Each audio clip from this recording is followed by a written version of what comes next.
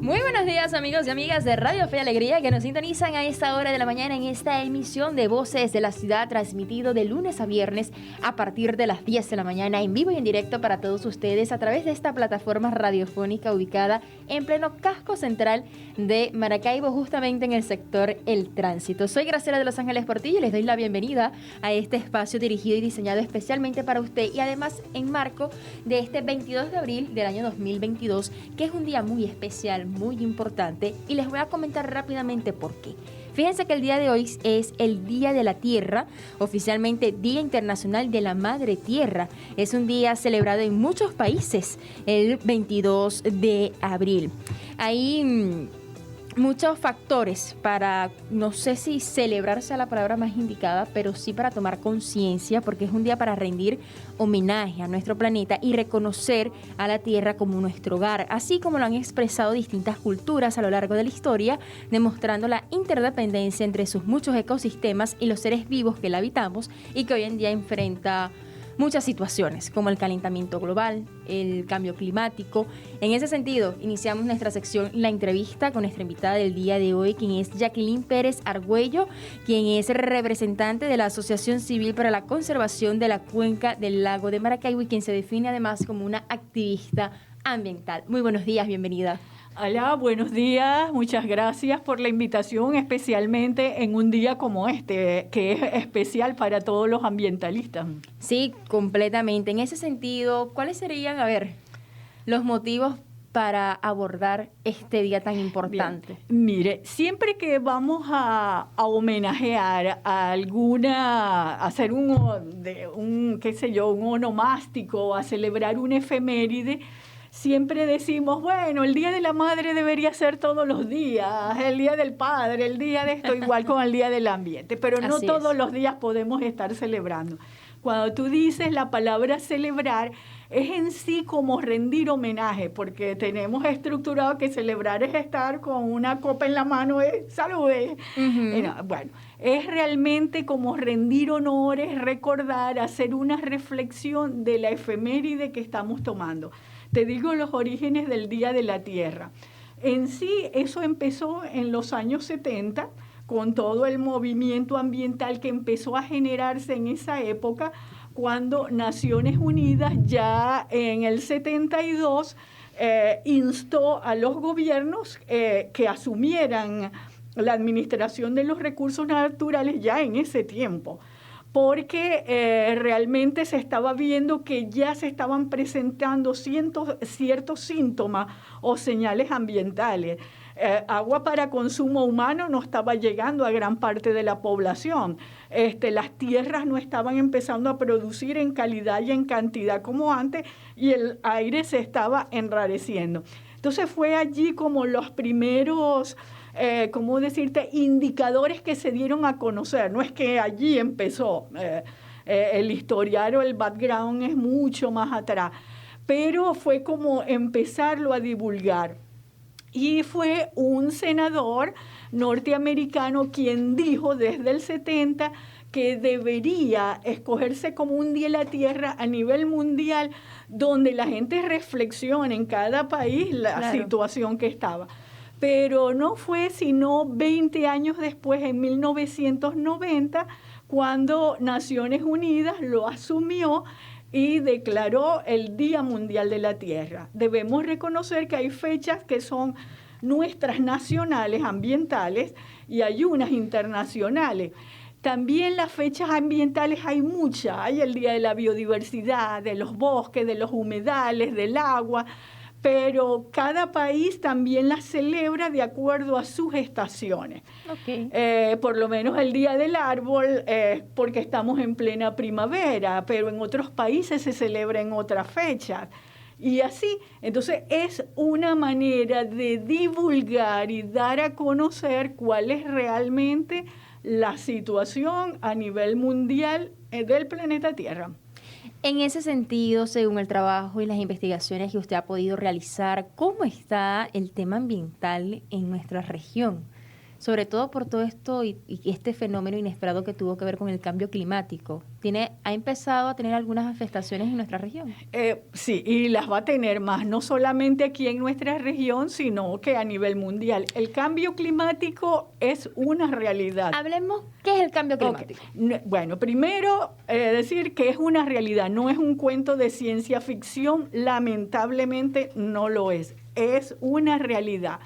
De hecho, se dice que es la noticia del siglo XXI, ¿no? Hablando como periodista, es la noticia del siglo XXI, porque desde antes que comenzara el siglo XXI y durante todo el siglo XXI, si es que llegamos a terminarlo, es cambio climático. Entonces, ¿qué ha sucedido? ¿Qué es en sí el cambio climático? La palabra nos dice que se está cambiando el clima, pero es porque se ha notado una variación en los últimos años realmente muy notoria.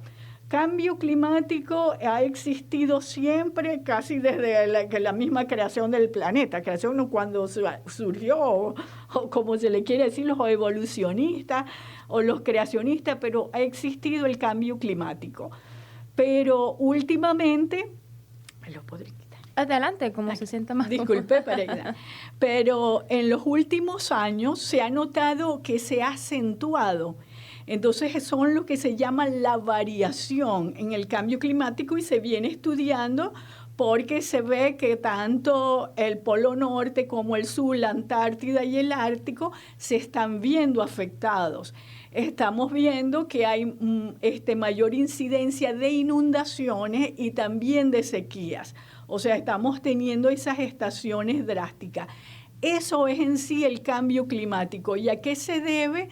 Se debe en gran parte a la intensa deforestación que hemos tenido a través de la historia de la humanidad, la intervención, las emisiones de gases a la atmósfera, que es el dióxido de carbono en primer lugar, claro, que es todo lo que viene de las energías fósiles, el combustible, todo lo que se usa, la parte del sector industrial, todo lo que se alimenta de energías fósiles, luego vierte sus gases a la atmósfera. Entonces, eso ha creado, así como que si fuera una cortina donde estamos ahí como un poco presos, y está afectando las condiciones de los ecosistemas naturales.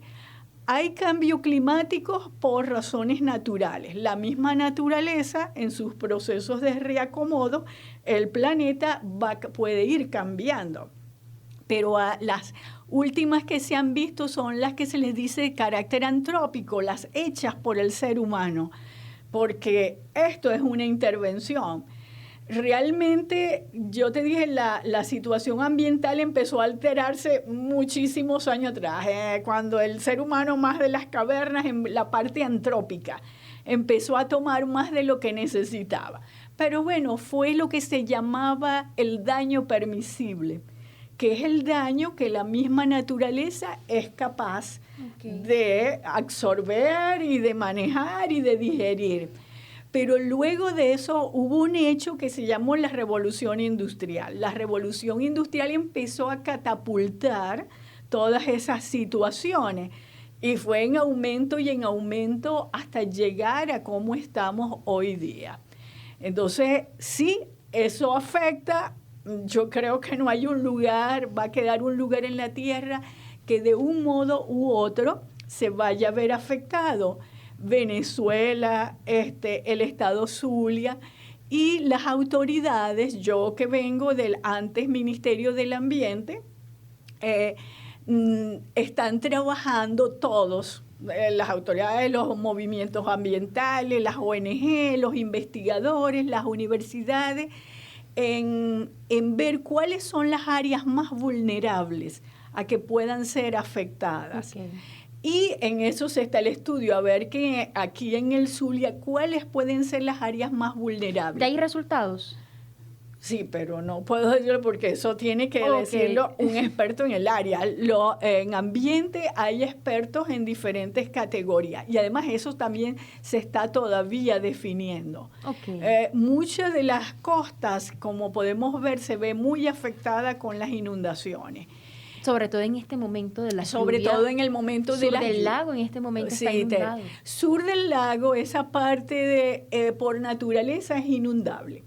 Pero cada vez se va a hacer más, porque hay áreas que por naturaleza son inundables. Pero ¿qué sucede? Que los humanos nos asentamos allí o desarrollamos actividades que no son propias de acuerdo, como se llama, al uso o la vocación de los suelos, como le dicen los expertos. Eso lo dicen mucho los agrónomos. Un suelo tiene vocación agrícola cuando tiene las características físicos naturales para poder darse para la agricultura. Okay. Entonces, eso pasa en el sur del lago, pero entonces se hace para otro uso, se desarrolla otro uso. Las mejores tierras del país para uso agrícola, agricultura, no pecuario, que son las del sur del lago y los valles de Aragua. Son lo que se llaman tierras de primera clase. ¿Y qué pasa con las tierras de toda esa parte de Aragua que están debajo de las industrias? Y las industrias lo que necesitan son suelos de tercera clase. Okay. Entonces los suelos se van definiendo primera, segunda clase y de acuerdo a esas características que tiene es el uso que se le debe dar. Pero los humanos lo hacemos todo como creamos conveniente. Igual los asentamientos humanos. Decimos, ay, pero pobrecito que la gente necesita las casas. No quiero aquí de problemas con eso. No, pero tienen que invadir. Pero ¿dónde se va a invadir? Voy a invadir cercano a los cuerpos de agua. Las cañadas, un río muy en la costa, porque nos gusta estar cerca de los cuerpos de agua, porque necesitamos el agua. Pero tenemos que ver cuál es la naturaleza de ese sector, que si eso más adelante nos va a afectar. Y eso es lo que está sucediendo. En Venezuela las poblaciones están asentadas muy cerca, o están aquí en el sur, nosotros en Maracaibo, las cañadas, en otro lado las quebradas, en los Andes también. Entonces, ¿dónde es que deben estar los asentamientos urbanos? Ver cuáles son las tierras que son deslizables o no, sino que decimos, no, es allí donde quiero estar y bueno, ya porque ahí necesitamos estar. Pero por tu protección, por tu vida y la de los tuyos, trata de informarte de ese sector que no sea un área vulnerable. Y si ya estás allí, Naciones Unidas ha sacado 2 medidas para luchar contra el cambio climático. Estas son las de mitigación y adaptación. Mitigación es toda como la infraestructura, lo que se podría hacer para evitar esa situación. Y a eso queda mucho en manos de las autoridades y de nosotros apoyar eso. Y la de adaptación es que ya estamos aquí, ¿qué es lo que puedo hacer? Entonces, en ese poder hacer es manejar una serie de técnicas que te permitan la resiliencia y poder vivir con esa situación. Estamos conversando con la activista ambiental Jacqueline Pérez, también representante de Aclama. Le quería consultar, el lema para este año es cuidar a nuestra madre tierra. ¿Cuáles son esas acciones que podemos hacer para efectivamente cuidarla y de alguna manera contribuir a retroceder ese brusco aceleramiento del cambio climático, por ejemplo? Sí, eso es lo que la mayoría de las personas, el ciudadano común, siente. ¿Qué puedo hacer yo desde mi casa, desde mi lugar? Porque no soy científica, no soy ecóloga, no puedo parar los huecos de la capa de ozono. Y simplemente es también tener una actitud ambiental o un estilo de vida ambiental que va desde la casa. El tratar de disminuir los residuos sólidos, por eso existe el reciclaje, es reducir. Al hacer reciclaje disminuimos los volúmenes de la basura. todo desecho sólido vierte gases a la atmósfera. Entonces, con eso estamos evitando también las emanaciones de gases, todo desecho. Nosotros lanzamos cualquier cosa olímpicamente allí y nos olvidamos que sigue pasando, pero allí empieza a haber un proceso de descomposición y de vertidos de gases a la atmósfera. Entonces, por eso, con los desechos, desde nuestro origen, tratar de reducir, ver cuál es lo orgánico, clasificarlo, buscar estos grupos de reciclaje o simplemente ponerlos diferenciados dentro de nuestros desechos, que los señores que lo van a tomar de alguna manera en el sitio donde se va a verter, hay gente que los toma y va a pasar al reciclaje. La idea es que todo eso se sistematice como se ha hecho en otras partes. Esa es una medida. La arborización. Uno de los grandes problemas que hay, que se ve en el mundo, es la intensa deforestación y tal a nivel mundial. Porque la vegetación es clave para mantener el equilibrio, el ciclo hidrológico. Donde hay deforestación, después hay inundaciones, arrastre de sedimento. Gran parte de esas inundaciones que vienen de arriba, aguas arriba, es causados por la deforestación, porque los suelos quedan desnudos, eso quiere decir desprovistos de vegetación, y cuando vienen las intensas lluvias hace un arrastre del sedimento, y por eso también bajan los cerros, las rocas, ahí los deslaves, todo eso. En el área urbana, ¿qué sucede? Que aquí en Maracaibo es una ciudad que necesita miles, por no decir 1 millón de árboles. Y aquí tranquilamente la gente tala el árbol por cualquier tonta razón. Y la gente no sabe o no quiere saber que eso está considerado un delito y que hay ordenanzas que lo prohíben. Toda persona que va a cortar un árbol adulto, y no nos cansamos de decirlo, debe sacar un permiso en el área urbana, en el Instituto Municipal del Ambiente o la Oficina de Ambiente de cualquier municipio, porque eso está planteado, no es algo optativo, es obligatorio. Y en las áreas rurales es con el que ahora se llama Ministerio del Ecosocialismo, que antes era Ministerio del Ambiente. En las áreas rurales hacer eso. No es que porque yo tengo un árbol en mi casa, yo le di la poca agua que tenía, pasé ese, lo que sea, y yo lo quito cuando me dé la gana. No es así. Los recursos, un árbol es un recurso natural y los recursos naturales están bajo la administración del Estado y por eso tenemos que sacar permiso. Primero, cuando uno quita la vegetación alrededor de las viviendas, te aumenta la temperatura. Así que estamos contribuyendo con el cambio climático, la radiación solar, la eficiencia de tus aires acondicionados cada vez será menor. Y todo eso simplemente porque estás quitando los árboles alrededor. Esta es una ciudad que caminarla es inclemente. La gente solo valora los árboles cuando andan buscando una sombrita porque andan a pie o porque donde quieren estacionar el carro. Esos mismos taladores de árboles que a diestra y siniestra los mandan a quitar cuando está en su carro. Ay, ¿dónde pongo el carro? Una sombrita. Entonces ahí sí, bienvenido el árbol. Entonces el árbol tiene, lo que le llamamos servicios ambientales, consolida los suelos, evita los desplazamientos de tierra, las raíces, crea microhábitats. De verdad que con razón dice el himno, al árbol debemos solicitar, porque increíble que nos olvidamos de algo tan elemental que lo aprendemos en tercero o en cuarto grado. Y luego cuando somos adultos, ya decía, eso era un cuentecito que me contaba la maestra en tercero o cuarto grado. No, eso es realidad, estudiado por los ecólogos, biólogos, botánicos desde tiempos ancestrales.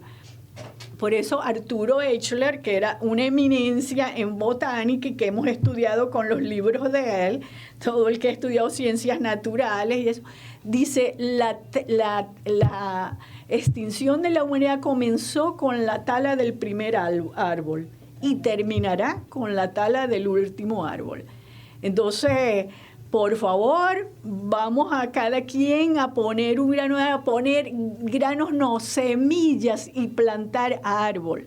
Eso sí, planifiquemos y vamos a informarnos qué tipo de árbol debo poner para que la gente se pone con el árbol de moda. Antes era el árbol sagrado de la India y resulta que es un árbol que tiene las raíces muy fuertes y superficiales. O después era el nin y el otro. No, vamos a ver cuál es el mejor árbol apropiado.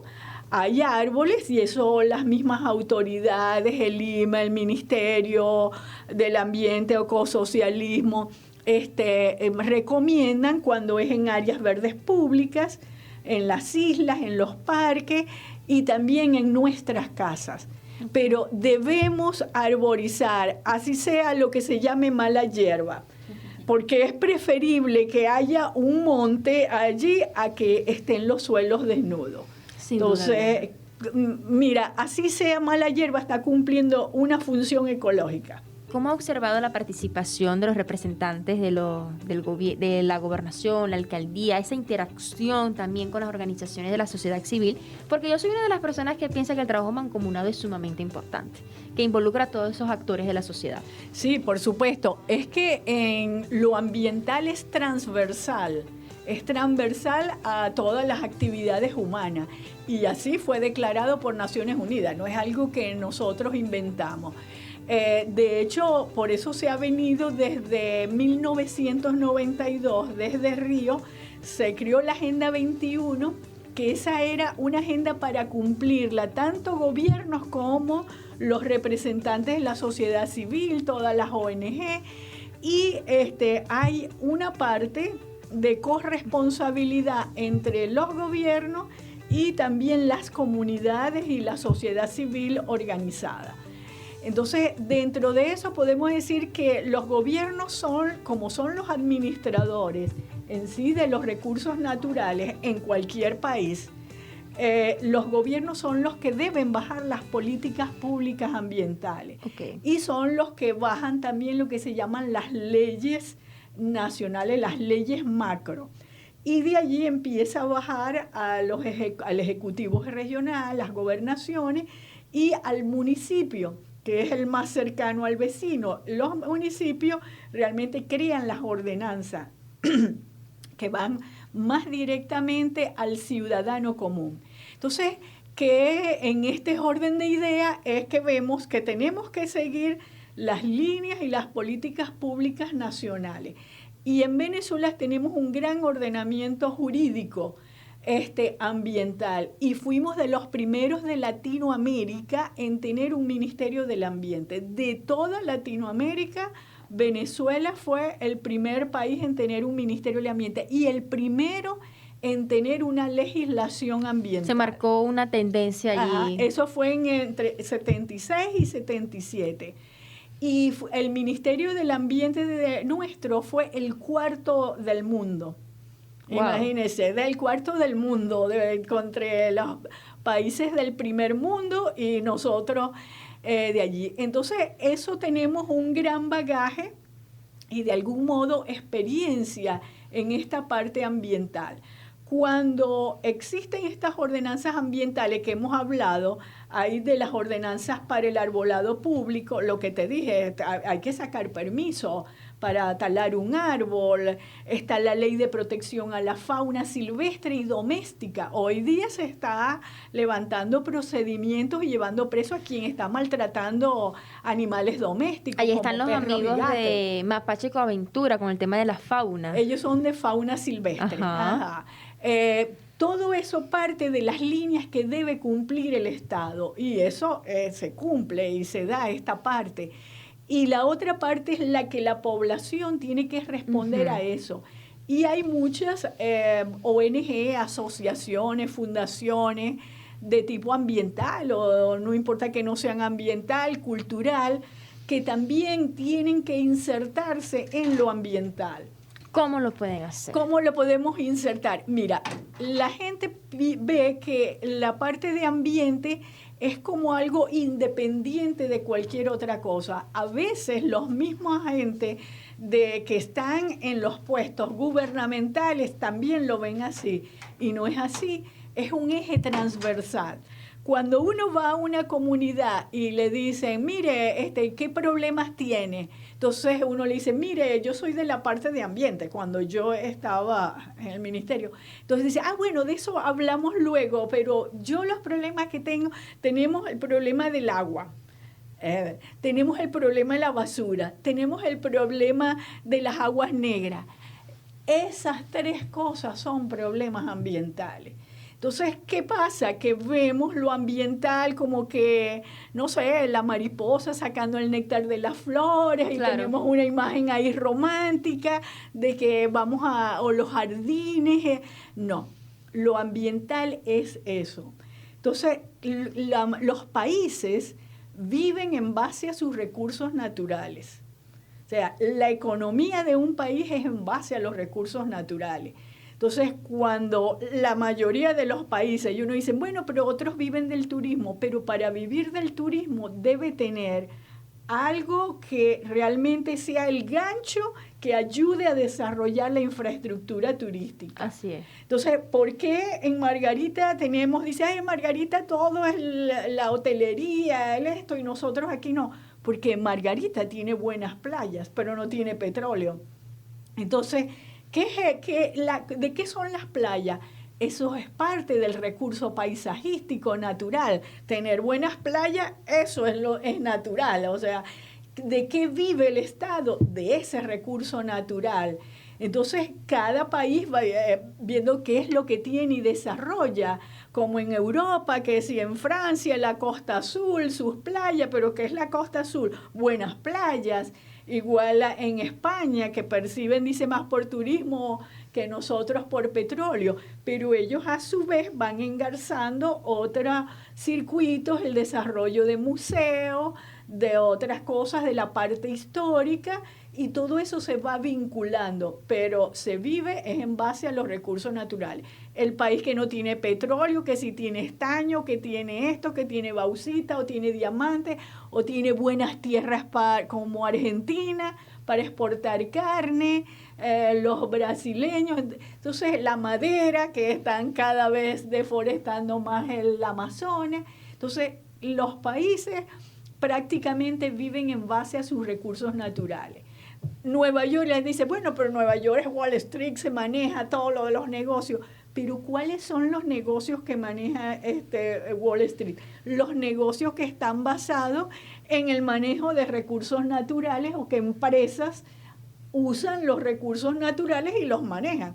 ¿Qué es el petróleo? El petróleo es un elemento más de la naturaleza, pero cuando hacemos uso de él, deja de ser un elemento y se llama recurso. El gran recurso petróleo para nosotros. Entonces, eso es así en base a lo que vivimos, y por eso lo que quiero volver es que todo lo que tenemos en las comunidades, en nuestra ciudad, de un modo u otro, va a tener que ver con el ambiente. Lo de la electricidad. Entonces empiezan, no, que se está secando allá en el Caroní, que hubo demasiada inundación y esto lo afectó. Nos cayó un aguacero anoche, y el aguacero, ¿qué es? Es natural. Y entonces nos afectó la electricidad y la señal y esto. Entonces, de una manera u otra está conectada con situaciones ambientales. Y es lo que tenemos que asumir, de que todo lo que estamos haciendo, todo lo que tenemos, esta mesa, esos equipos, lo que tú llevas puesto encima, lo que consumiste hoy, todo viene de la naturaleza. Lo único que ha sido procesado. Bueno. Entonces, no hay nada que tú no lleves encima, que no uses a diario, que de algún modo no venga de la naturaleza. De verdad que esto es para reflexionarlo mucho, ¿no? Porque son muchas aristas y dependemos de la tierra, dependemos de la naturaleza para poder seguir existiendo. Si se nos acaba esta hábitat, pues ¿qué vamos a hacer nosotros? En ese sentido, ya nos quedan pocos minutos. Usted como representante de ACLAMA, la Asociación Civil para la Conservación de la Cuenca del Lago de Maracaibo, rápidamente, ¿en qué andan algunas actividades para dar a conocer vínculos que podamos tener con ACLAMA? Hay una gran cantidad de ONG ambientales de todo tipo y cada una se especializa en algo, como tú me dijiste, Ecoaventura, Mapache, ellos están con la fauna silvestre, por el lago también se ocupan mucho de los manglares. Y acá ACLAMA está compuesta por personas ya veteranos que han trabajado directamente en el lago de Maracaibo, en la cuenca, porque no es solo el lago, es toda la cuenca. Nosotros somos una cuenca binacional compartida con Colombia. Entonces, nuestros ríos nacen allá. El Catatumbo, que es el principal que aporta agua dulce al lago de Maracaibo, viene de allá. ¿Qué hacen estos veteranos expertos de ACLAMA? Ellos de por sí en su trayectoria profesional han venido trabajando desde hace años en la cuenca, conociendo cuál es la conducta de los ríos, de la cuenca, de los problemas que hay de deforestación, lo que se puede o no se debe hacer, y brinda mucha asesoría a quien lo solicite, inclusive a los mismos gobiernos, local, regional, nacional, porque es gente que está muy empapada en eso. ¿Qué hace ACLAMA? ACLAMA, como hoy, estamos aquí, otros por allá, damos charlas, conferencias. Forman. Tenemos allí la CLAPEP, el presidente es Pablo Emilio Colmenares, fue el primer director del Ministerio del Ambiente aquí en el Zulia, y hay una materia de ambiente que se da en Urbe, y que esa es responsabilidad de ACLAMA. Y andamos así llevando el mensaje ambiental y también apoyamos a otras ONG ambientales en los trabajos que están haciendo. La sociedad civil, lo que te quiero decir en general, cada uno debe tratar de aportar algo. Estoy muy contenta porque en los últimos tiempos hemos estado trabajando en la costa de la Avenida El Milagro y hay una cantidad de jóvenes que me alegra tanto ver esos jóvenes. Vieras las toneladas de basura que hemos sacado, sobre todo de plástico. Muchos grupos ambientales desde hace 2 meses aproximadamente están allí trabajando en las riberas de la parte norte-este de Maracaibo. En ese sentido, ese mensaje ambiental, ¿cuál sería para transmitirle a todas las personas que nos han estado escuchando? Bueno, el mensaje ambiental es que tenemos que participar, tenemos que dejar, estoy preocupada, no, vamos a ocuparnos desde ya. En tu casa, mira a tu alrededor qué puedes hacer tú por el ambiente, que hay mucho que hacer cada uno por el ambiente. Entonces, participa, ocúpate. No te preocupes, sino que actúa. No, buenísimo. Bueno, muchísimas gracias, profesora, por acompañarnos el día de hoy. Bueno, yo encantada, estamos a la orden. Bueno, para las personas que nos escuchan, estuvimos conversando con Jacqueline Pérez, representante de ACLAMA y además activista ambiental, enviando también un mensaje de